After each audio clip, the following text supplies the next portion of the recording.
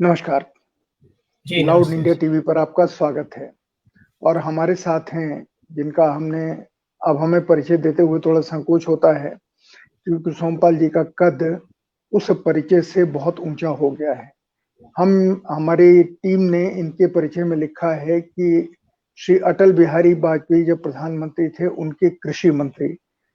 जो थे कैबिनेट में श्री सोमपाल शास्त्री जी, उनसे हम बातचीत करेंगे। पर मुझे लगता है कि ये परिचय अब सोमपाल जी के लिए बहुत छोटा हो गया है, क्योंकि सोमपाल जी इस देश के उन चंद लोगों में शामिल हो गए हैं जो विषय को भी जानते हैं, जिस विषय पे बात करनी हो, और सबसे बड़ी चीज ये भारत के उन विषयों के अकेले इस समय के ज्ञाता हैं जिन विषयों से हिंदुस्तान जाना जाता है। वेद, उपनिषद, हमारे जो प्राचीन ग्रंथ हैं जिनसे भारत को कभी विश्व में अप्रतिम दर्जा हासिल था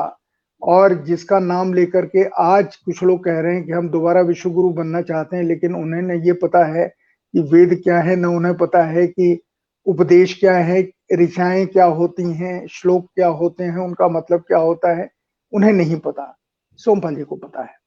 लेकिन सोमपाल जी ने इस समय जो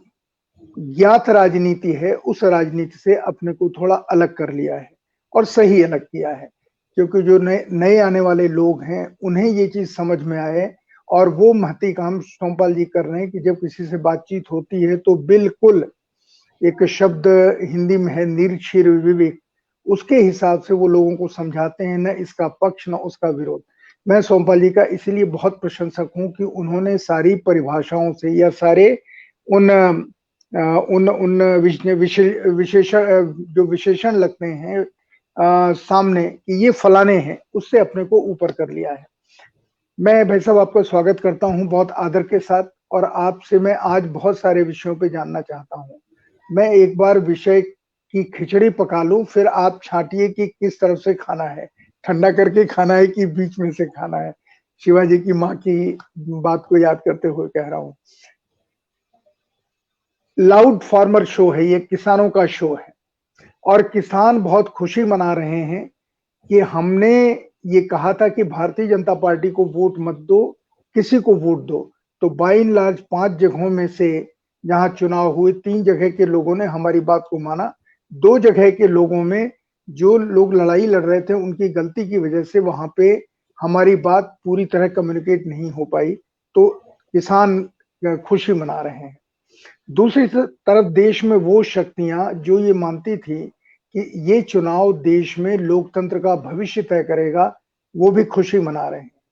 सामाजिक कार्यकर्ता या वो सारे लोग जो सही बात उठाते थे, जिनके ऊपर राज्य प्रहार करने लगा था किसी न किसी तरह से, चाहे उन्हें डरा के, धमका के, जेल में भेज के, उनके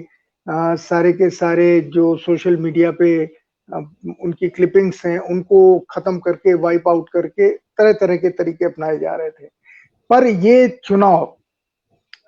जो हुआ 5 राज्यों का, ये चुनाव क्या बताता है हमें, यहां से शुरुआत करके फिर मैं किसानों के ऊपर इसका क्या असर पड़ेगा और खासकर किन किन प्रदेशों के भविष्य में आने वाली राजनीति पर असर पड़ेगा इस चुनाव का, ये मैं आपसे जानना चाहता हूं, क्योंकि इस समय आपसे ज्यादा सही इस विषय के ऊपर बोलने का अधिकारी मेरी छोटी समझ में इस पूरे हिंदुस्तान में कोई नहीं। सोमपाल जी। संतोष जी, जहां तक चुनावों का संबंध है, वैसे तो 4 बड़े राज्यों में चुनाव हुए, केरल और तमिलनाडु, बंगाल और असम, और एक छोटा पुडुचेरी। इन सब में एक चुनाव ऐसा जो प्रतिष्ठा का प्रश्न बन गया था, और खास तौर से उस सत्ता दल के लिए जो केंद्र की राजनीति में पिछले 7 साल से सत्तारूढ़ है, भारतीय जनता पार्टी। और जिस तरह का उन्होंने अभियान चलाया, कोई भी साधन, कोई भी उपाय, छोटा हो बड़ा हो, बल्कि अगर ठीक कहूं तो ओछा हो या गरिमापूर्ण हो, कोई उन्होंने छोड़ा नहीं जिसका प्रयोग नहीं किया, जिसका उपयोग नहीं किया। बल्कि ये कहिए कि बहुत चीज़ों का, तो खासतौर से सरकारी मशीनरी का, और दूसरी तरह के जो उनके अधिकार में चीजें हैं उनका दुरुपयोग किया और बहुत धड़ल्ले से, क्या कहें, बल्कि बेशर्मी से उपयोग किया, और वो एक प्रतिष्ठा का प्रश्न बन गया था। तो बंगाल का जो चुनाव था वो इस 5 राज्यों के चुनाव में हीरो चुनाव माना जाना चाहिए, माना गया है, सबने माना भी है, ये शब्द किसी ने कहा नहीं अभी। तो वहां हुआ क्या है कि 10 वर्ष तक शासन करने के बाद ममता बनर्जी जी के ये माना जाता था कि एंटी इनकम्बेंसी, यानी जो सरकार रहती है सत्ता में, उसका कुछ ना कुछ विरोध, क्योंकि लोगों की जितनी आकांक्षाएं, आशाएं और अपेक्षाएं होती हैं उनको कोई भी सरकार, खासतौर से इस देश में जहाँ संसाधन कम है, पूरी नहीं कर पाता, तो निश्चित रूप से उस सत्ता में रहने का जो विरोध आहिस्ता आहिस्ता आहिस्ता बढ़ता रहता है और कई तरह की खामियां भी प्रशासन में आती हैं। तो आशा ये की जाती थी कि वो एंटी इनकम्बेंसी फैक्टर काम देगा और उसी के ऊपर भारतीय जनता पार्टी ने अपनी ज्यादा आशाएं गड़ाई थी। परंतु जब अभियान हुआ तो एक तो ये हो सकता था, जो प्राय होता है, कि जो भी चुनौती देने वाला दल है, राजनीतिक दल, वो वहां के प्रशासन की, वहां के शासन की, वहां के राजनेताओं की खामियों को उजागर करता है। और ये केवल उनका अधिकार ही नहीं है, बल्कि उनका धर्म है, कर्तव्य है, ये विपक्ष की भूमिका है। जो चुनौती देने आया है उसको उन्हें प्रकाशित करना चाहिए, उनको उजागर करना चाहिए, हाईलाइट करना चाहिए, ये उनका कर्तव्य धर्म है। तो वो करते तो कोई बात नहीं थी, कोई नीति की असफलता होती, प्रशासनिक खामियां होती, भ्रष्टाचार के कुछ उदाहरण होते, उनको लेकर आलोचनाएं की जाती, कोई पक्ष विपक्ष की बात होती, या लोगों को जो उनके कल्याण की योजनाएं हैं या आमतौर पर प्रशासनिक उत्पीड़न और भ्रष्टाचार का जो सामना आम नागरिक को करना पड़ता, उन चीजों को उठाते तो एक बात थी। भारतीय जनता पार्टी ने कई चीजें ऐसी की जिनको आवश्यकता से अधिक, अनुपात से बहुत ज्यादा, और अंग्रेजी में कहें तो ओवरबेयरिंग हो गया है मामला। एक तो ये कि उन्होंने प्रशासनिक मशीनरी का, केंद्र के अधिकार क्षेत्र में जो एजेंसियां आती हैं उनका खुलकर उपयोग, दुरुपयोग किया। कितना उसमें सत्य है, कितना नहीं है, परंतु चुनाव के समय इस तरह की चीजें करना निश्चित रूप से जनता के मन में आकांक्षा उत्पन्न करता है कि इन्होंने इस समय इन चीजों का इस्तेमाल क्यों किया। साधारण समय में करते तो चलिए एक बात थी। दूसरी बात ये कि चुनाव प्रचार में जिस शब्दावली का, जिस भाषा का प्रयोग किया जाता है, वो कोई मर्यादा और कोई मानक बनाकर नहीं रखे। एक तरह से व्यक्तिगत आक्षेप करना शुरू कर दिया, नीति पर नहीं, प्रशासन पर नहीं,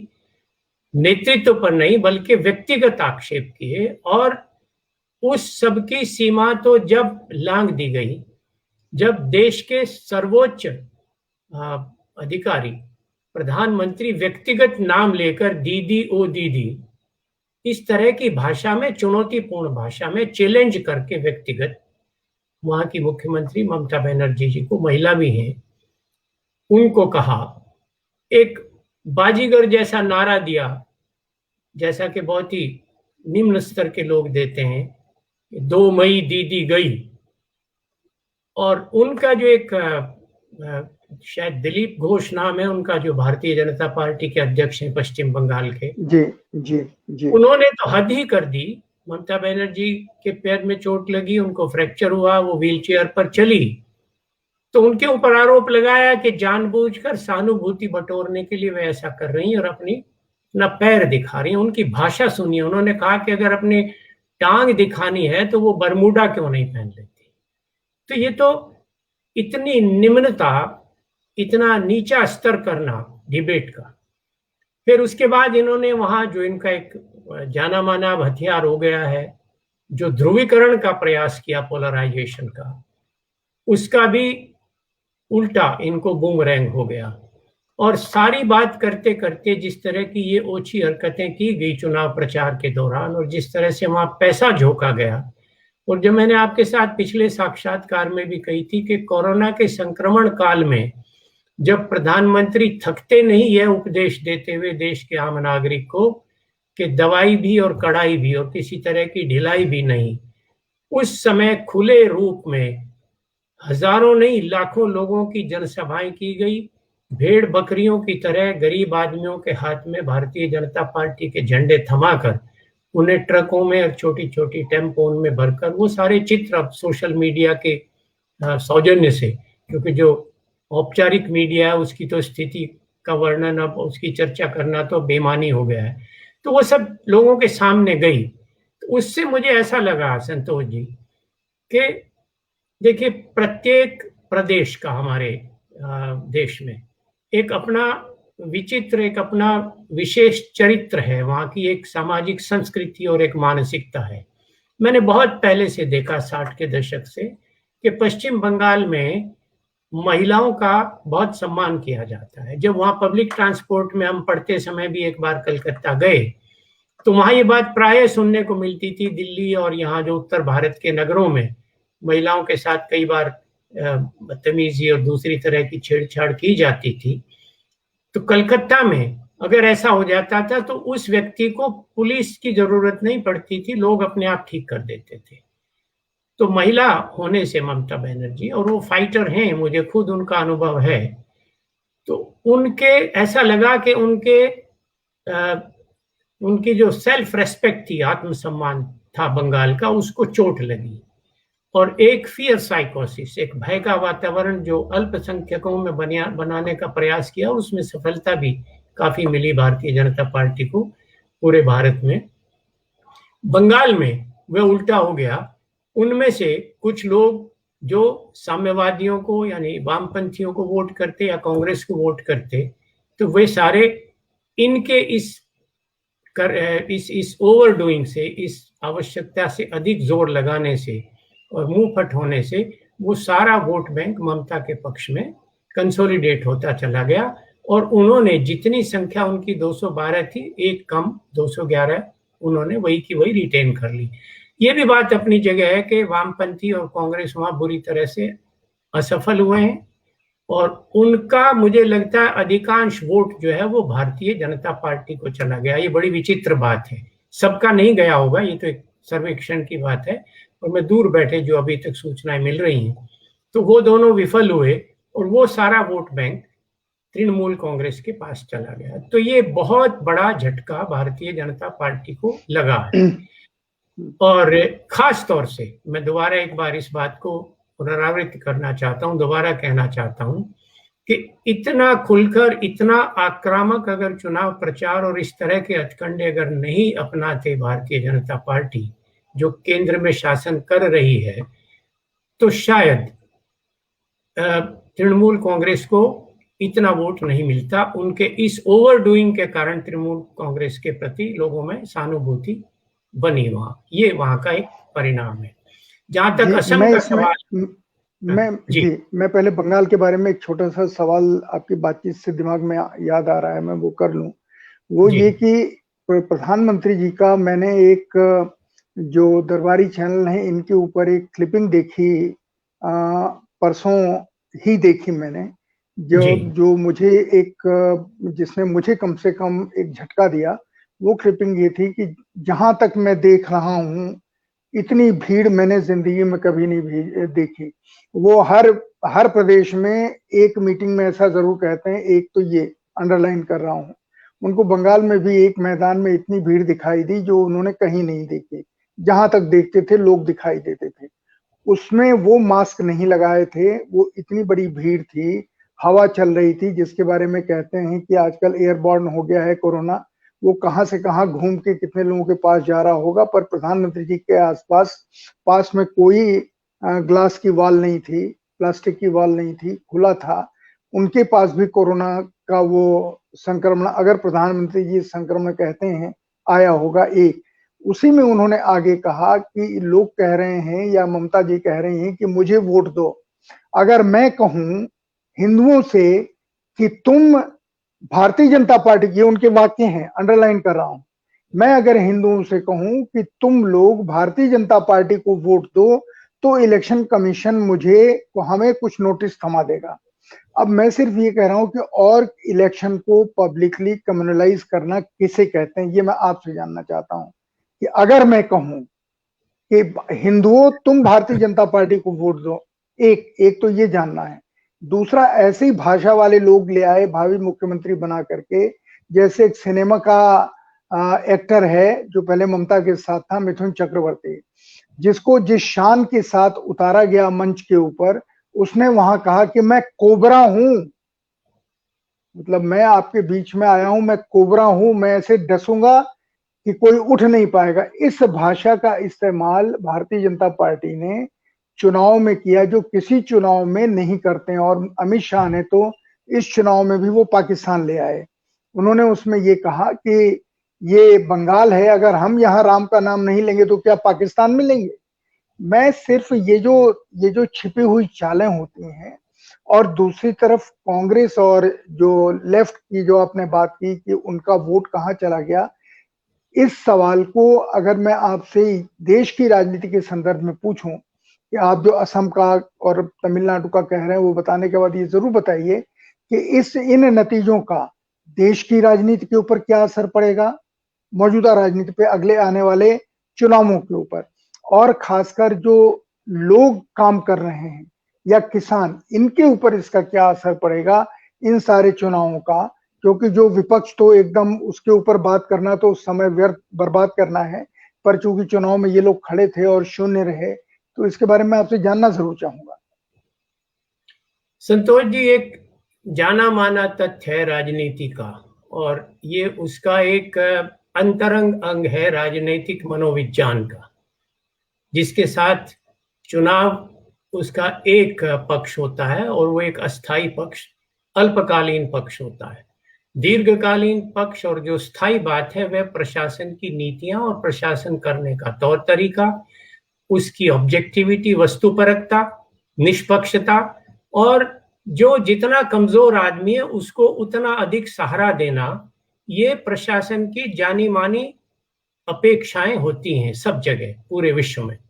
और सब जगह आपने देखा हो, किसी भी देश में या अपने ही देश के किसी भी समय के बिंदु के ऊपर, किसी भी चुनाव के दौरान, के जो भावनात्मक और भड़काऊ और समाज को तोड़ने के जो मुद्दे होते हैं, चाहे वो सांप्रदायिक ध्रुवीकरण का हो, चाहे जातीय ध्रुवीकरण का हो, वो चुनाव में आपको सफलता तो दिलवा सकता है, परंतु आप जब प्रशासन में आ जाते हैं तो उसके बाद आपका आकलन किया जाता है कि प्रशासन आप किस तरह से चला रहे हैं, उसकी आपकी गुणवत्ता कैसी है, टिकाऊ बात तो वह होती है। तो पहले 5 वर्ष में तो बहुत सारी चीजें ऐसी थी जिन्होंने, जैसे नोटबंदी को या और कई चीजों को इन्होंने अपने पक्ष में मोड़ लिया, ये दिखाकर कि नोटबंदी भी पूंजीपतियों की और पैसे वालों की कमर तोड़ने के लिए, गरीब आदमी की सहायता करने के लिए ये बहकावा फैला दिया, और उस समय बात चल भी गई। तो अब पहला 5 साल तो इनका निकल गया, उसमें एक कारण ये भी था कि विपक्ष बिल्कुल एक तरह से नदारद था। पर अब ये जो दूसरा काल है, जिसका प्रारंभ हुआ है किसानों के आंदोलन से, नाराजगी से, और अब ये बात प्रशासन की जो असफलताएं हैं, चाहे वो कोविड के प्रबंधन की बात हो, चाहे इनकी प्राथमिकता की बात हो, जो हमने पिछले इंटरव्यू में मैंने आपसे बात की थी कि प्राथमिकता क्या है। आप देश के ऊपर इतना बड़ा संकट है, उस आसन्न संकट से निपटने को प्राथमिकता मान रहे हैं, या किसी एक राज्य में जाकर और सत्ता का ये न के न प्रकार ने हस्तगत करना, उसको हथिया लेना, चाहे उसके लिए कोई भी किसी प्रकार का हथकंडा इस्तेमाल करना हो। तो अब मेरा कहने का निष्कर्ष ये है, कहने का अर्थ ये है कि लोगों ने अब इस खेल को देखना शुरू कर दिया, इसके अंदर झांकना। They have started seeing through this game, और अब वो काउंटडाउन शुरू हुआ है, और ये चारों राज्यों के चुनाव इस तरफ इशारा करते हैं, तमिलनाडु का भी और केरल का भी। और यह बात भी अपनी जगह है कि वहाँ जो राज्य, जिसमें वहाँ का जो प्रशासन या शासन था, अगर उसने ठीक काम नहीं किया, जैसे कि तमिलनाडु में, तो उसको बदल दिया। जैसे कि पुडुचेरी में, हालांकि वहां जोड़ तोड़ से बदला, उसको बदल दिया। परंतु केरल में, जहां विजयन जी के मुख्यमंत्री काल में बेहतर काम हुआ है, तो सरकारों ने उसका समर्थन किया है। इसी तरह से असम की जो सफलता है भारतीय जनता पार्टी की, वो भारतीय जनता पार्टी की सफलता का उसमें कुछ अंश है, परंतु विपक्ष की असफलता का बड़ा अंश है उसमें। और इसके बहुत उदाहरण आपके सामने आ चुके हैं, चाहे आंध्र प्रदेश की राजनीति हो, चाहे तेलंगाना की राजनीति हो, चाहे आप हरियाणा की ले लें, पंजाब की कहीं भी ले लें, जहां सक्षम और साख वाला नेतृत्व कांग्रेस ने आगे किया, वहां उनको लाभ हुआ, और जहां वो ये नहीं कर पाए, वहां उसका नुकसान हुआ। तो मेरा कहने का अर्थ यह है कि राष्ट्र की राजनीति में ममता बनर्जी ने एक नया एक लाइट हाउस बना दिया है, एक मार्गदर्शक, एक प्रकाश स्तंभ खड़ा कर दिया है कि यदि विपक्ष चाहे और वो गंभीरता से, सिंसियरिटी से काम करे और नीतियों को ठीक से आर्टिकुलेट करके लोगों को का विश्वास जीतने का प्रयास करे, तो ऐसा नहीं है कि परिवर्तन नहीं हो सकता। और मुझे लगता है कि ममता जी को बंगाल छोड़कर अब देश की राजनीति में एक पहल करनी चाहिए। कौन उसका नेतृत्व करे, वह संयुक्त नेतृत्व हो या किसी एक व्यक्ति के नेतृत्व में हो, या जैसा मेरा विचार बहुत दिन से रहा है कि अब एक समय आ गया है कि केंद्र द्वारा निर्देशित राजनीति के दिन घटते जा रहे हैं। हालांकि ये लक्षण शुरू तो हो गए थे 1967 के चुनाव से, और आहिस्ता आहिस्ता फिर 87 में हुआ, उससे पहले 77 में हुआ, और अब आकर आपने देखा कि केंद्रीय दलों की साख और केंद्रीय दलों की शक्ति कम होती आ रही है। शुरू में भारतीय जनता पार्टी ने अपना दम दिखाया, पर अब ये भी अपनी सीमा पर पहुंच गए हैं, they have reached their limit, और इनको भी पीछे मुड़ने का समय आ गया है। तो एक मेरा ये विचार रहा है कि केंद्र द्वारा निर्देशित राजनीति, चाहे वो भारतीय जनता पार्टी की रही हो, चाहे पहले उससे कांग्रेस की रही हो, उसमें क्या होता है कि धरातल पर काम कर रहे सक्षम नेतृत्व को केंद्र अपने मद में, सत्ता के मद में, और अपने व्यक्तिगत पक्ष विपक्ष के कारण किसी को फेवरेट माना, किसी को अनफेवरेबल माना, तो वो जो चुनाव करता है उससे धरातल की राजनीति की अभिव्यक्ति नहीं हो पाती। उसी का ये परिणाम है कि राज्यों में अलग अलग दलों का, वहां की मानसिकता, वहां की संस्कृति, वहां की आर्थिक और प्रशासनिक आवश्यकताओं के अनुरूप उन्होंने अपने अपने नेतृत्व चुन लिए। तो ये पृष्ठभूमि मैं इसलिए कह रहा हूं संतोष जी कि अब एक समय है कि जो राइट थिंकिंग लोग हैं, जो दूरदर्शी लोग हैं और सही सोच रखने वाले लोग हैं राजनीति में, जिसमें ममता जी को मैं जरूर आपके माध्यम से आह्वान करना चाहूंगा कि वो इसमें पहल लें, करें, इनिशिएटिव लें। मैं इस संबंध में प्रयास करता रहा हूं, शरद पवार जी से भी कोशिश की और लोगों से कोशिश की कि अब राजनीति का एक फेडरल स्वरूप बनना बहुत जरूरी है, कि राज्यों में जो दल कारगर हैं और ठीक काम कर रहे हैं, उन इकाइयों में अधिकतर उन्हीं का अधिकार क्षेत्र उसको मान लेना चाहिए, और केंद्र जो है उनके समन्वय का काम करे उन राज्यों की छोटी छोटी चीज में, और अपनी पसंद और नापसंद को उनके ऊपर नहीं लादे, इम्पोज नहीं करे। ये एक ऐसा समय आ गया है, और इसमें अगर ममता जी पहल करेंगी तो निश्चित रूप से मुझे लगता है कि उन्हें इसमें सफलता मिल सकती है। इसका एक सफल मॉडल, आप जब बहुत सारी चीजें तय कर रहे थे, वीपी सिंह जी के समय जो नेशनल फ्रंट बना था उसमें एक सफल प्रयोग हो चुका है इस मॉडल का जिसका आप जिक्र कर रहे हैं, अगर मैं भूल नहीं रहा हूं तो। एक दूसरा, मैं आपसे ये जानना चाह रहा हूं कि कांग्रेस का को लेके क्या किया जाए, क्योंकि मैं पुडुचेरी उसका एक उदाहरण मानता हूं। जो जीते हैं उनमें 15 जीते हैं भारतीय जनता पार्टी के लोग, लेकिन जो गठबंधन है भारतीय जनता पार्टी के 5 हैं, और कांग्रेस का जो ब्रेकअवे ग्रुप था जो इनमें शामिल हुआ, जिसने नारायण स्वामी को हटाया, वो 10 लोग जीते हैं। तो वो 10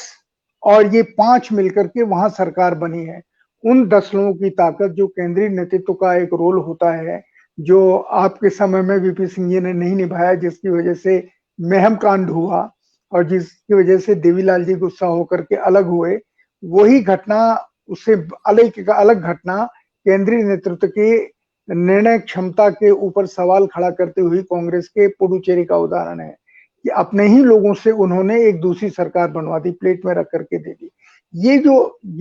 जो चीजें सामने आती हैं कि केंद्र के स्तर के ऊपर, पार्टी के स्तर पर जो गैर समझदारी है, और यही बीजेपी में नजर आ रही है कि बंगाल में अगर वो तमीज की स्ट्रेटजी बनाते तो उनके साथ भावना होती लोगों की, पर उन्होंने जिस तरीके की एग्रेसिव रणनीति, और एग्रेसिव रणनीति भी वो जो लोगों के दिमाग के खिलाफ है, जो सत्य से परे है, अपनाई। मैं ये आपसे जानना चाह रहा हूं कि इन सारी चीजों का हमारे देश की राजनीतिक प्रक्रिया के ऊपर भविष्य में क्या असर पड़ने वाला है?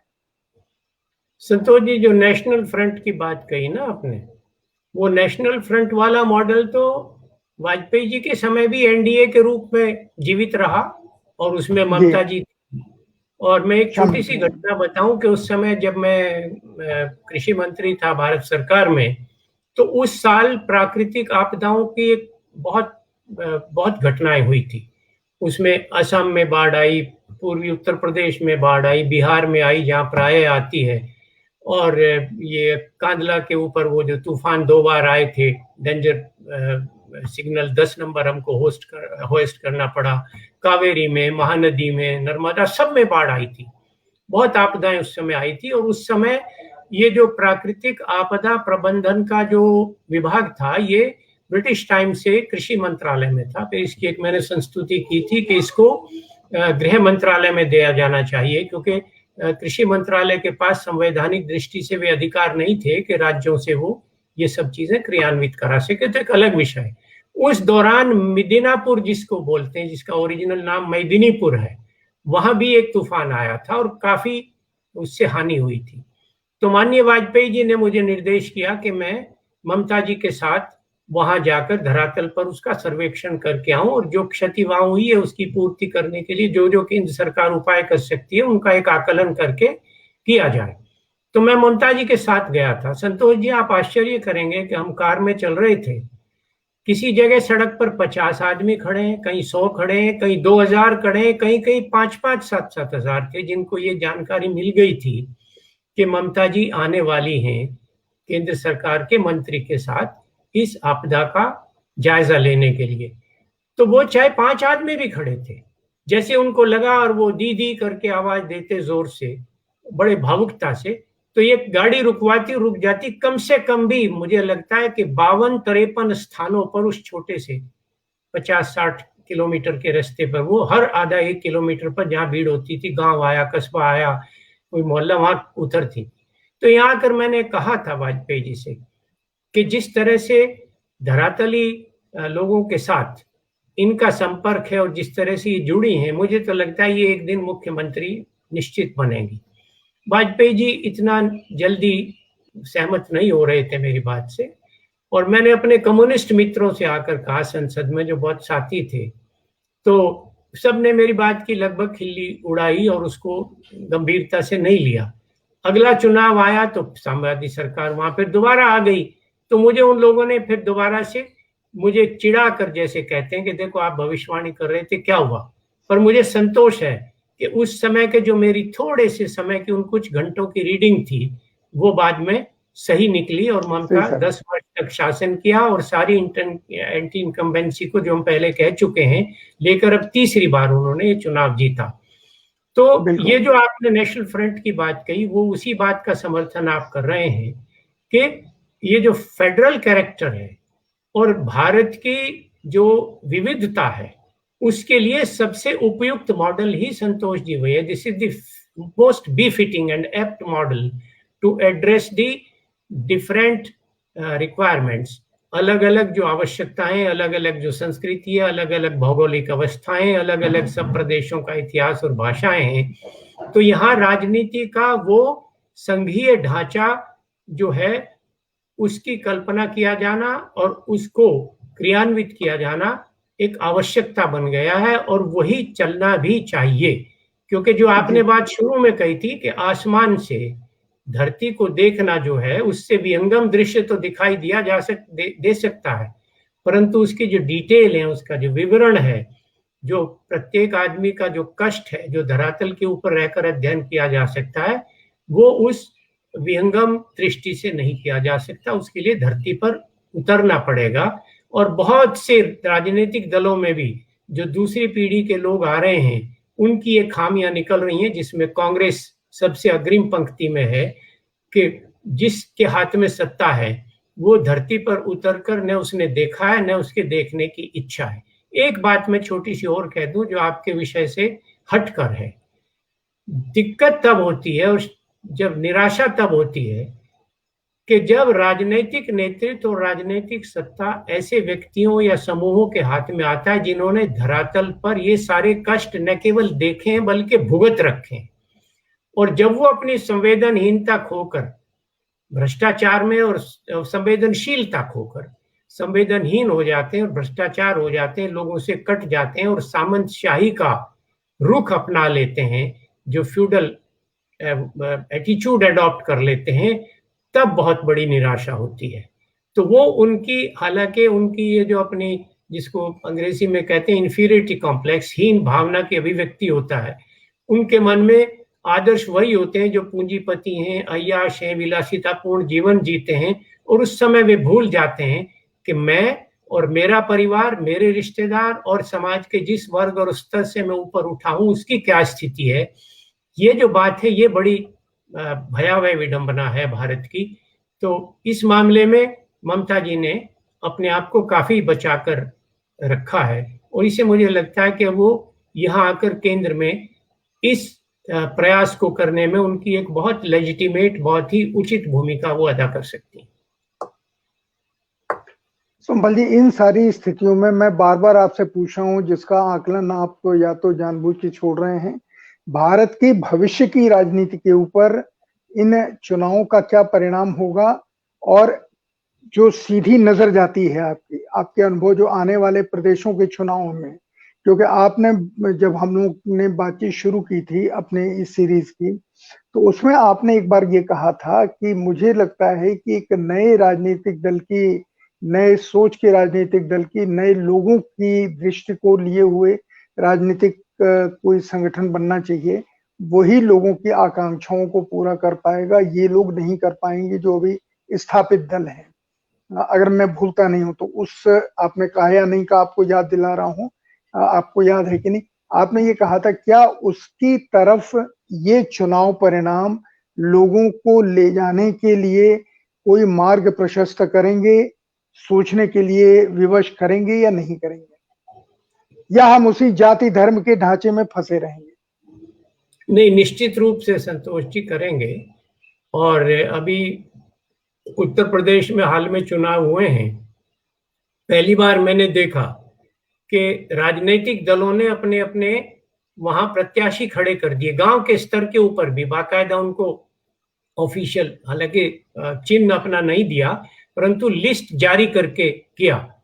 परंतु मैंने देखा कि जिन जिन दलों ने ये प्रयास किया उनको बहुत ही कम सफलता मिली है। जैसे भारतीय जनता पार्टी ने बागपत जिला में 20 वार्ड हैं, 20 में से करीब 12 या 13 लोगों को ऑफिशियली अपना कैंडिडेट डिक्लेयर किया,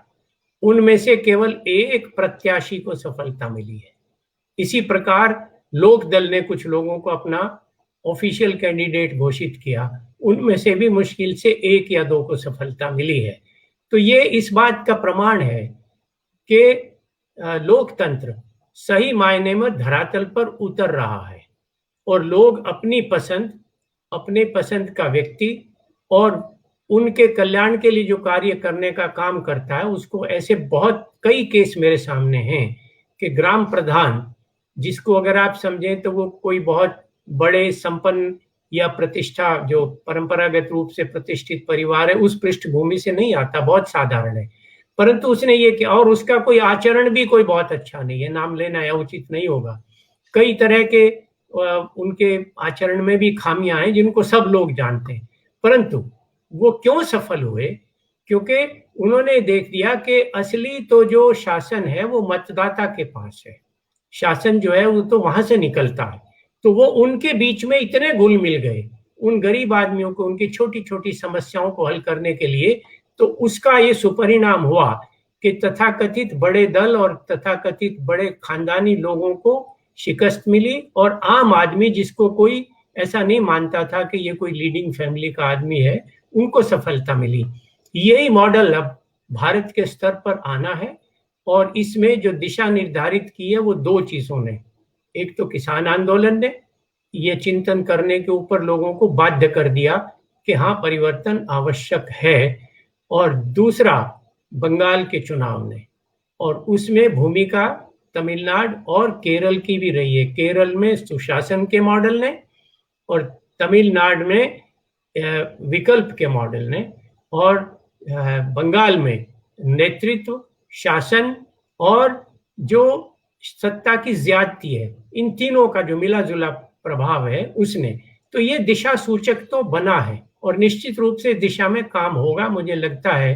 कि राष्ट्रीय स्तर के ऊपर एक परिवर्तन की बात आई है, और जिस तरह से अश्वमेध यज्ञ वाला कार्यक्रम भारतीय जनता पार्टी ने चलाया है, तो लगाम तो थमी है। मैंने एक इंटरव्यू में आपके साथ तो नहीं, किसी और के साथ कहा था कि किसानों ने भी अश्वमेध के घोड़े की लगाम पकड़ी है। राजनीतिक दृष्टि से वो लगाम इन राज्यों के चुनाव में बाकायदा पकड़ी गई और उस दिशा को आगे लेकर चलने का काम अब जिम्मेदार राजनीतिक लोगों को करना चाहिए। उसमें एक बात मैं और कहना चाहता हूं कि अब लोग इन झूठे, बहकाऊ और भड़काऊ और विभाजनकारी नारों से अब गाइड नहीं होंगे। अब लोगों में ये प्यास बनी है, लोगों में अपेक्षा बनी है कि आम नागरिक की जो मूलभूत समस्याएं हैं, जिसमें आर्थिक सुरक्षा भी है, शिक्षा भी है, स्वास्थ्य भी है और प्रशासनिक भ्रष्टाचार और उत्पीड़न से निजात दिलाना भी है, इनके लिए ठोस कार्यक्रम जो राजनीतिक दल लेकर आएगा, लोग उसे समर्थन दे देंगे। तो जिस तरह के पहले घोषणा पत्र बनाए जाते थे, साधारण बातें कही जाती थी, चौधरी देवीलाल जी आपके याद है, एक बड़ी मजाक की बात कहा करते थे उपहास में, जब कहा कि जी घोषणा पत्र बनाओ, अरे बोले कोई घोषणा पत्र नहीं है, सिर्फ उसका जो टाइटल पेज है उसे फाड़ कर दूसरे पर चिपका दो, सबके ऐसे ही हुआ करते हैं घोषणा पत्र। तो ये जो लोगों का मोह भंग हुआ था घोषणा पत्र पद्धति से, उस घोषणा पत्र को भी अधिक विवरणात्मक और सीधी सादी भाषा में समस्याओं की विश्लेषण और समस्याओं के समाधान को पूरी तरह से स्पेल आउट करके करना होगा। अगर कोई दल यह कर पाया और विश्वास दिला पाया तो निश्चित रूप से भारतीय जनता इंतजार में बैठी है उसका समर्थन करने के। बहुत अच्छी आपसे बातचीत रही, पर एक आखिरी सवाल आपसे पूछ के मैं अब इस प्रोग्राम को समाप्त करूंगा, और ये जो आखिरी बात है वो आप ही से पूछी जा सकती है, जो बिल्कुल निष्पक्ष दिमाग का व्यक्ति हो। क्या इस बात का भी आवश्यकता महसूस की जानी चाहिए कि जो अभी दूसरी पीढ़ी के नेता सामने हैं, जो स्थापित दल हैं, उनकी जगहों पर, जैसे मुलायम सिंह की जगह पर, लालू जी की जगह पर, करुणानिधि की जगह पर, ममता जी की जगह पर, इन सारी जगहों पर जो चेहरे सामने आ रहे हैं, सोनिया गांधी की जगह पर जो चेहरे सामने आ रहे हैं, क्या इनकी राजनीतिक समझ के बारे में, लोगों के प्रति इन सारे लोगों की, इन नौजवानों की प्रतिबद्धता के बारे में, इनके विजन के बारे में, इनकी कार्यक्षमता के बारे में विश्लेषण होना शुरू होना चाहिए या नहीं होना चाहिए? क्या उसका वक्त आ गया है कि नहीं? देखिए, विश्लेषण कोई औपचारिक रूप से करे अथवा नहीं करे संतोष जी, पर विश्लेषण तो शुरू हो चुका है, और विश्लेषण करके जिस निष्कर्ष पर जनता को पहुंचना चाहिए, जनता ने पहुंचना प्रारंभ कर दिया है,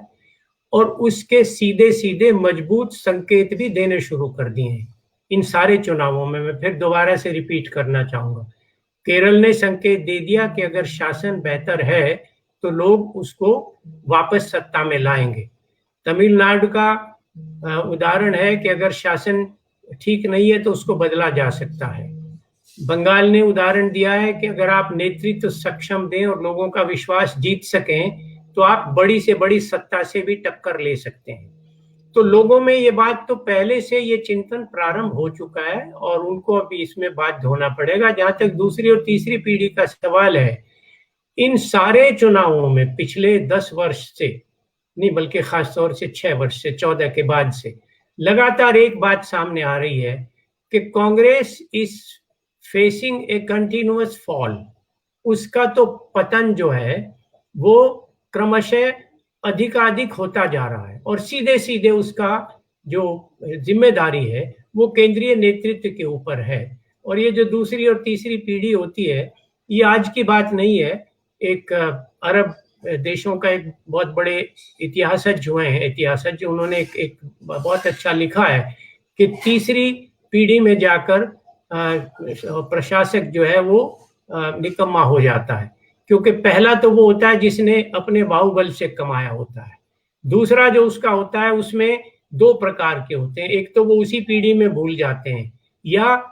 उनके जो पिता जिन्होंने उस राज्य की या उस सत्ता की स्थापना की थी उनसे सबक लेकर वो उनसे भी बेहतर प्रशासक हो जाता है। और तीसरी पीढ़ी में ज्यादातर ये जेनेटिक मटेरियल डीजनरेट हो जाता है, ये आनुवंशिकी जो क्षमता है, शक्ति है, इसका ह्रास होने लगता है। तो इस तरह के आभास कांग्रेस में तो निश्चित रूप से मिल रहे हैं। एक नहीं अनेकों उदाहरण हैं। पंजाब में प्रोफेसर अपने डॉक्टर अमरेंद्र सिंह जी,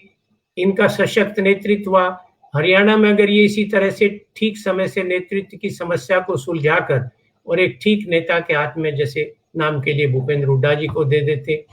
तो परिणाम दूसरा होता। राजस्थान में कुछ हो गया क्योंकि गुजरात में जाकर अशोक गहलोत जी ने कुछ अच्छा काम किया था तो वो निगाह में चढ़ गए राहुल जी की, उन्हें सत्ता दे दी तो उन्होंने वहां परिवर्तन कर दिया। गुजरात में हमने बहुत प्रयास किया था संतोष जी, मैं, यशवंत सिन्हा जी और अरुण शौरी जी ने मिलकर के शंकर सिंह वघेला को आगे रखें। इन्होंने मानी नहीं बात और नतीजा ये हुआ कि 26 से लेकर 30 सीटें ऐसी थी जहां शंकर सिंह वघेला ने जो अपनी अलग पार्टी बनाई उसके प्रत्याशी 3600 से लेकर 26,000 वोट तक ले गए। तो सीधा सीधा इसका अर्थ ये है कि वो सारी वोट कांग्रेस की थी, वो डिवाइड हुई। अगर ऐसा नहीं होता तो कांग्रेस गुजरात में सत्ता में आ जाती और बीजेपी का वहां से परामुख दूसरे उसका जो नीचे जाना शुरू हो जाता, अधोगमन। तो ये बात मैं इसलिए कह रहा हूं कि इन नेतृत्व का विश्लेषण किया जाना बहुत जरूरी है और इनको एक चीज ये करनी चाहिए कि जिन कारणों से इन दूसरे खास तौर से कांग्रेस का ह्रास हुआ है, उन फैक्टर्स को, उन कारकों को अपने दल के उसमें आने नहीं दें। एक संतोष की बात है, जैसे लालू जी थे तो उनके बेटे ने नेतृत्व संभाल लिया और जितना भी है उसने अच्छा काम किया, परंतु 5 साल मुख्यमंत्री रहने के बाद भी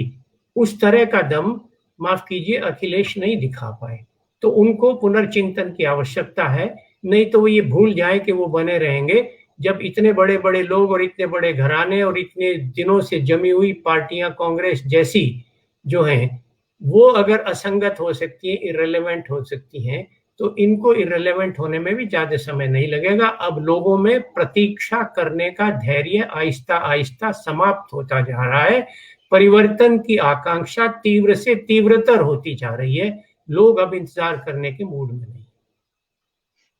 बहुत बहुत धन्यवाद सोमपाल जी आपको। और इसीलिए आपको मैंने कहा कि अब आपके साथ कोई किसी परिचय की जरूरत नहीं है। आपकी जो पर्सनालिटी है, आपका व्यक्तित्व राष्ट्रीय हो गया है। तो मैं दोस्तों आपसे सिर्फ ये जानकारी चाहता हूँ, फीडबैक चाहता हूँ कि आज सोमपाल जी को आपने सुना और ये फौरन जो चुनाव परिणाम आए हैं उसके बाद का आकलन है। मैं सोमपाल जी से आगे इसलिए भी बातचीत करना चाहूंगा क्योंकि लोगों के सामने एक दृष्टि और जानी चाहिए कि क्या इस देश में इन चुनावों ने ये भी संकेत दिया है कि हमें आगे आने वाली किस तरह की चुनौतियां हैं लोगों के सामने। सरकारों के सामने कोई चुनौती है मुझे नहीं लगता कि वो चुनौती समझती भी है। सोमपाल जी जिस पार्टी में पहले थे, जो भी सत्तारूढ़ पार्टी है, जो पार्टी ये अंदाजा नहीं लगा पाई कि साल भर के भीतर एक बीमारी का उफान कैसा होगा और उसके लिए हमको कितने बिस्तर चाहिए, कितने और कितनी ऑक्सीजन चाहिए, कितनी दवाइयां चाहिए, ऑक्सीजन सिलेंडर ढोने वाले जो ट्रक्स हैं वो भी चाहिए, जिनमें ऑक्सीजन भरी जाती है उनकी गैस भी चाहिए। जो सरकार ये छोटे छोटे अनुमान नहीं लगा पाई, वो सरकार ये अनुमान कैसे लगा सकती है कि जब हम लॉकडाउन 7 दिन का अचानक 15 दिन का कर देते हैं और फिर हम हवा में फेंकते हैं कि हम सेना के साथ मिलकर के इससे हम 2 महीने 3 महीने का करेंगे, तो वो भूल जाते हैं कि 70 से 72% लोग जो रोज कमाते हैं या खाते हैं या जो थोड़ा बहुत जमा करके रखते हैं अपनी बीमारी के लिए, वो इसमें जिंदा कैसे रहेंगे? इसकी कोई प्लानिंग सरकार के पास नहीं है। पर मैं सोमपाल जी जैसे लोगों से, खासकर सोमपाल जी से अपेक्षा करता हूं कि इन सवालों के ऊपर सोच करके हम जल्दी से इसके ऊपर बातचीत शुरू करें, नहीं तो ये देश संक्रमण की मौतों से कम और लूटपाट और जिसको कहते हैं हम अराजकता के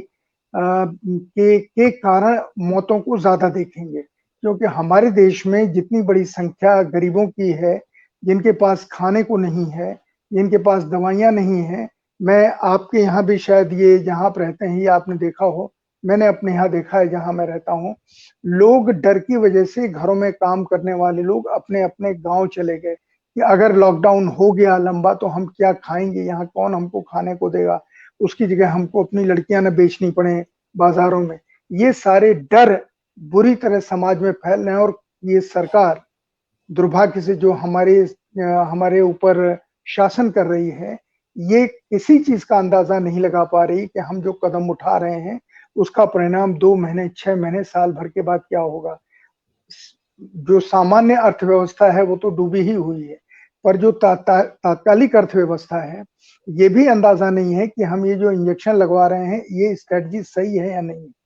चुनाव 1 दिन में हो जाता है पूरे देश का या 2 दिन में हो जाता है, लेकिन वैक्सीन लगवाने के लिए लोग 4-4 दिन खड़े रहते हैं और लौट आते हैं गालियां देते हुए। तो जब किसी भी चीज की स्ट्रेटजी सोमपाल जी बड़े दुख के साथ करना पड़ता है कि जो हमारे ऊपर शासन कर रहे हैं उनके पास नहीं है, राजनीतिक नेतृत्व के पास नहीं है, प्रशासनिक नेतृत्व के पास नहीं। ये हमें कहाँ ले जाके मारेगी हम नहीं जानते, पर डर ये जरूर है कि अगर लोगों के पास खाने को नहीं हुआ घरों में, तो वो कहाँ से लूटपाट करेंगे, कैसे खाएंगे, क्या नहीं करेंगे और समाज में क्या भयावह दृश्य होगा, उसे कभी जब सोचते हैं तो बहुत डर लगता है। पर ये सवाल ऐसे हैं जिनके ऊपर आप जैसे लोगों को, देश को आगाह करना चाहिए और क्या तैयारी करनी है जनता के स्तर पर, ये आप लोगों को बताना चाहिए। तो मैं ये सिर्फ सवाल यहाँ आपके जी जी एक बात मैं कहना चाहूंगा, हालांकि लंबा हो गया थोड़ा चर्चा, कि पहले इंटरव्यू में मैंने आपको कहा था कि एक प्राथमिकता का सवाल होता है, उस समय क्या चीज महत्वपूर्ण है। तो ये तो एक तरह से युद्ध जैसी स्थिति है और इसके लिए एक प्राइम मिनिस्टर के कार्यालय में और सारे राज्यों के राजधानियों के कार्यालयों में और जनपदों के कार्यालयों में, कलेक्टर्स के, डीसीज के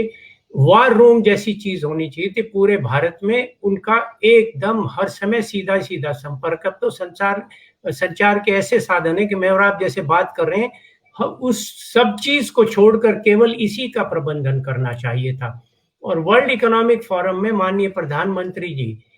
अपनी बात को कहते हुए और अपनी बोस्ट करते हुए,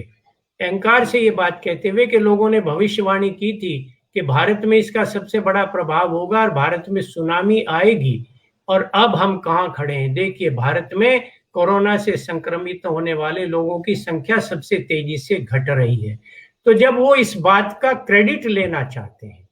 जब अपने आप को उसकी शाबाशी देना चाहते हैं,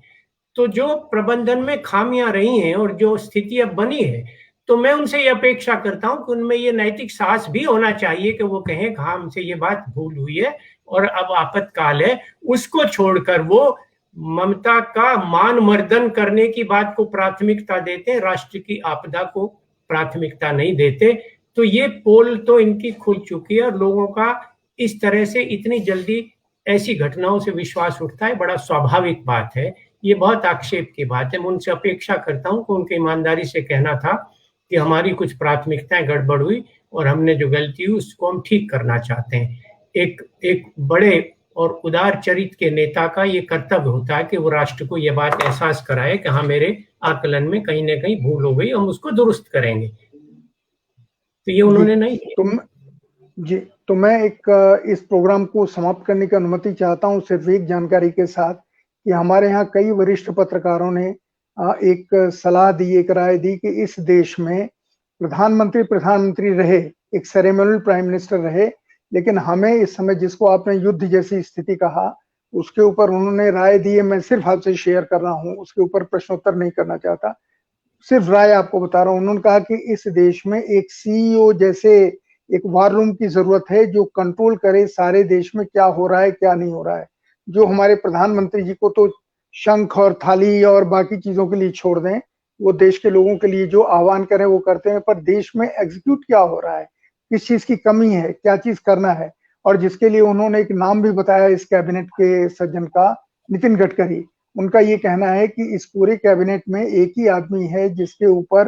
जिसके साथ ये तमगा लगा है और जिसने ये करके दिखाया है कि उसे जो काम दिया गया है उसने उसको समय पर और बिना किसी हिचक की हिम्मत के साथ पूरा किया, नितिन गडकरी के। मैं आपको सिर्फ एक नेशनल वार रूम का, कैबिनेट के वार रूम का एक नाम जो आया हमारे पास, मैं आपसे शेयर कर रहा हूं। आपको बहुत बहुत धन्यवाद। और हम लोग इन आने वाली चुनौतियों के ऊपर आगे बात करेंगे बजाय डरावनी स्थिति के, और उसके लिए आप बहुत उपयुक्त व्यक्ति हैं, और लोगों को भी शामिल करेंगे। पर हमें चाहिए कि हमारे सामने क्या क्या संकट आ सकता है, इसके बारे में भी अब हम बात करें। कोरोना के अलावा आर्थिक संकट, रिश्तों का संकट, शासन का संकट, अराजकता का संकट। आपको बहुत बहुत धन्यवाद भाई साहब, और हम फिर मिलेंगे। आपको मैंने बिना पूछे मैंने मान लिया है कि आप आशीर्वाद देंगे और हमारे साथ बातचीत करेंगे इन सवालों पर। दोस्तों, इस प्रोग्राम को समाप्त करते हैं, और हम सोमपाल जी को बहुत जल्दी बुलाएंगे। जो मैंने विषय सामने रखे हैं, मुझे नहीं पता ये कितने सारगर्भित हैं, पर मुझे लगता है, इसलिए मैंने एक छूट ले ली और विषय आपके सामने रख दी। आप लोगों को बहुत बहुत धन्यवाद, भाई साहब को बहुत बहुत धन्यवाद। नमस्कार।